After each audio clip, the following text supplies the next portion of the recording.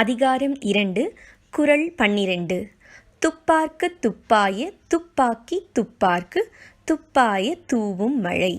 துப்பு என்பதற்கு உணவு என்று பொருள்.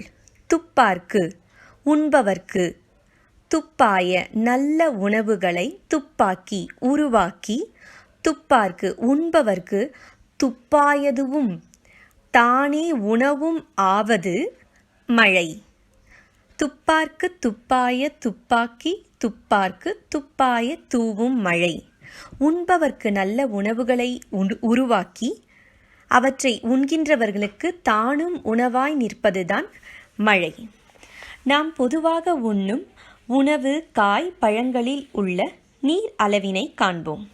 அரிசி 58% முதல் 68%, கோதுமை 18% முதல் 22%, வெள்ளரிக்காய் 96%, தர்பூசணி 96, தக்காளி 94, திராட்சை 95, கொத்தமல்லி 95, பூசணிக்காய் 92, கீரைகள் 90, கேரட் 90, பால் 90 முதல் 92%, ஆப்பிள் 86%, மாம்பழம் 83%, வாழைப்பழம் 75%, பலாப்பழம் 74%.